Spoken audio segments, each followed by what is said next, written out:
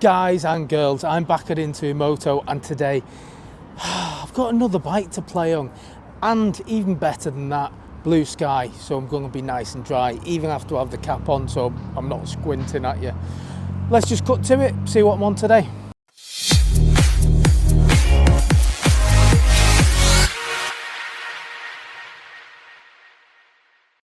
This is today's bike. So what we've got is the Yamaha YS125, and I wanted to take this out today because it quite literally is a used bike bargain.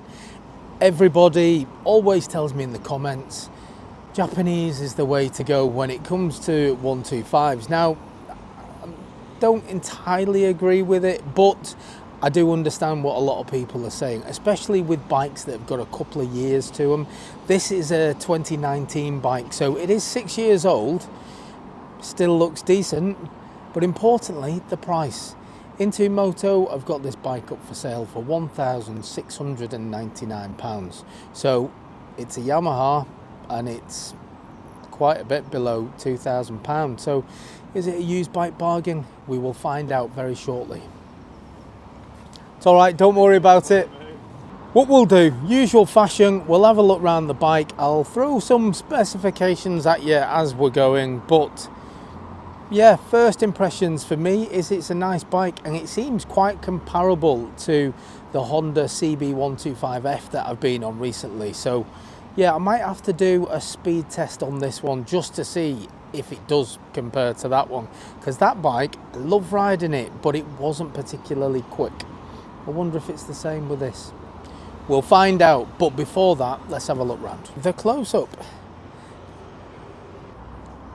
You can see it is sporting its L plates because, danger of repeating myself all the time, but in the UK, 125cc's are the learner bike of choice. 17 years old with a CBT, you can jump and ride one of these bikes. I have seen some similarities already to the Honda CB125F. Very thin rear tyre. Didn't have a problem with it on the Honda. I found them to be really comfortable and loads of grip on the road. So we'll see if this is the same. Exhaust, probably my favourite in that it's a matte black finish. Nothing to polish, just an easy sponge job will get this nice and clean. There's no signs of corrosion anywhere really on the bike. So yes, it has got a couple of age related marks. That's just natural, you're gonna get that. I wouldn't say it was perfect, but you can see odd marks, but again, because of the age of the bike, you're going to get it. Every time somebody sits on the bike, your knee's going to be rubbing up against this, so you are going to get the odd little mark and blemish on a used bike. Now, do you know what? Very similar to the Honda 125cc bike, and as far as horsepower goes, it's not great. 10.9 horsepower. I'm not expecting it to be a really good performance bike. Might prove me wrong. It's happened before, but we'll see. Let's carry on. Now the bike does have a side stand, of course, but it is also got a centre stand, which it's currently on at the minute. Now the centre stand is perfect for chain maintenance.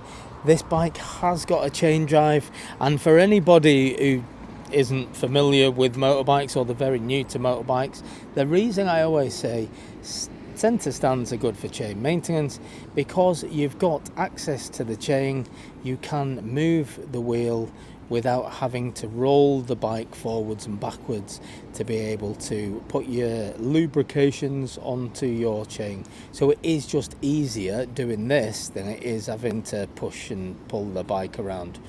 Buttons on this bike, with it being an older bike, you're going to get just an industry standard. That's what you've got.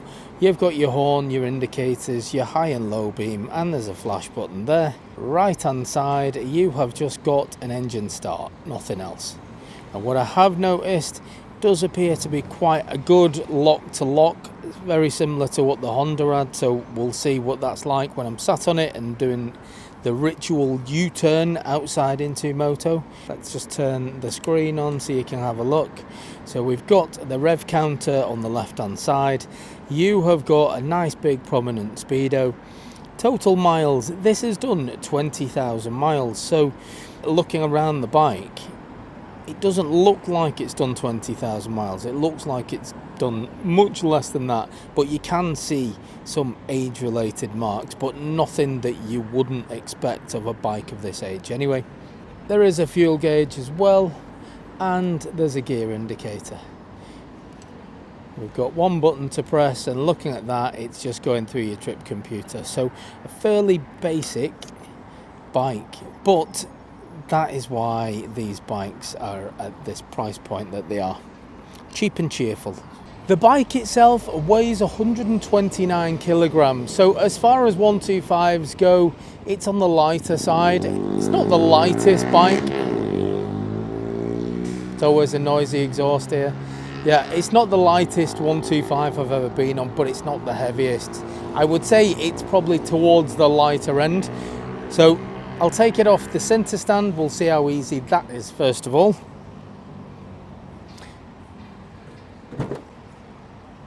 No problem with that at all. Just a little shimmy forward and we're off. As far as pushing it round goes, I'm not expecting it to be difficult, and it really isn't. There is a slight, I won't call it a hill, but it's not flat, and pushing it upwards, it's not a problem. Very easy, in fact. Seat height on this is 795 millimeters. I'm flat foot both sides, but only just. My legs are fairly stretched. Well, they can't stretch anymore. I wish they would actually, that would be helpful, but they can't. Flat foot both sides, and because it's light, again, just to show the point, it's very, very easy to just move the bike around whilst you're sat on it. So if you are lazy, just like myself, if you need to move the bike, you can do it while sat on. Easy. Seat feels nice and comfortable. The pegs on this, nice and central. I do like actually where my knees placed, because the way the tank comes up, your knees just underneath it. So yeah, nice position. And to save anybody asking, I know I say it in all my videos, but I'm 5'8" with a 29-inch inseam. So if you're taller or shorter, just bear that in mind. Try and gauge it on my height. These 125 bikes, they're all very fuel efficient. I've been told this one, it's another one that you'd be expected to get somewhere around the 100 miles per gallon. So if you've got one, please do enlighten us in the comments with what sort of miles per gallon you're getting. And yeah, share with the group, it'll be very helpful. For now, I think I'm ready to go and take this bad boy for a ride. I'm definitely doing a performance test because I want to see how it does compare to, firstly, the cheaper brands like Benelli and Vosges. I want to see how it compares to the Honda CB125F as well. That will be an interesting one for me, because that has got to be its closest competitor as far as Japanese bikes go.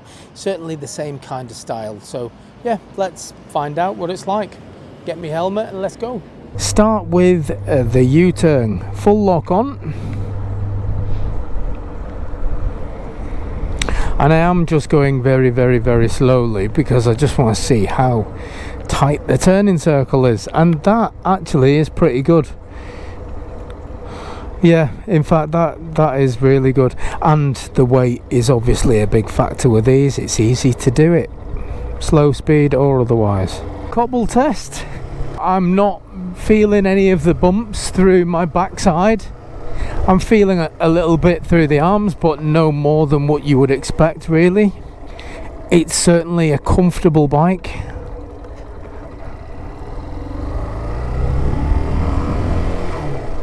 And the gear changes, yeah, the clutch lever is a little bit firmer than certainly what newer bikes are, but it's not really difficult to use. Very similar to the Honda, it feels quite nippy. Doing 30 miles an hour now, and yeah, it's a comfortable place to be. The seat's nice, it's soaking up all of the bumps of these beautiful UK roads that, well, they're not brilliant.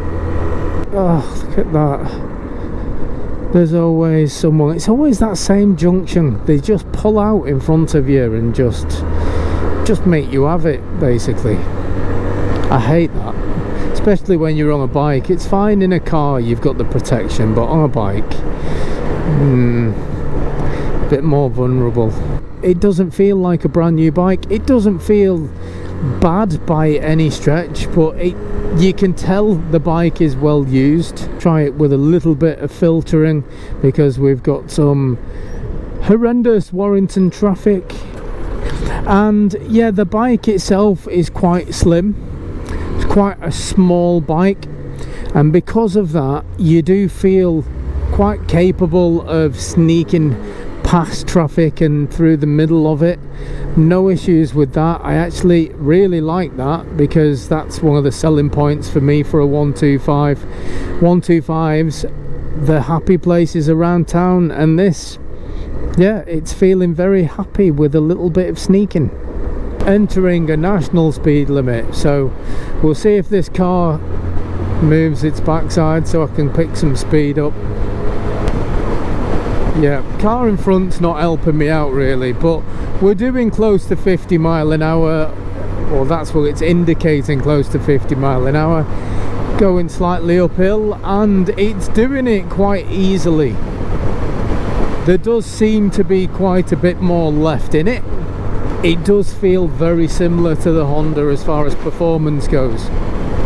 But when I get myself lined up very shortly for the performance test, we'll see how it actually fares, because the Honda wasn't great.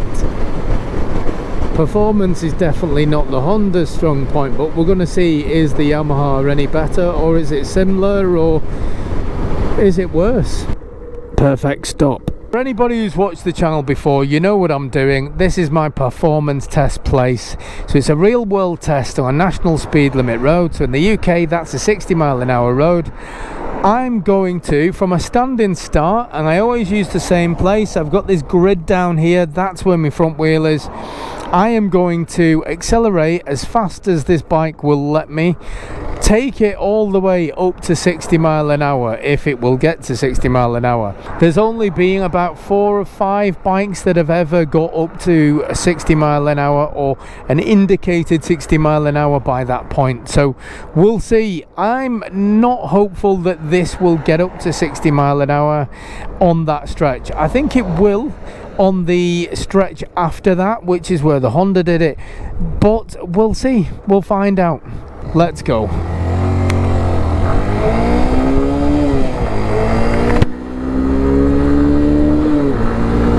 It does run out of power, this, as soon as it gets near to the red line. So for anybody asking about gear changes, that's why I'm doing it at that point. Now normally, or the better performers have got to 60 mile an hour by now. This is holding firm at 52, and I've still got full throttle on, and it's not getting any more. Oh no, we're picking up a little bit now.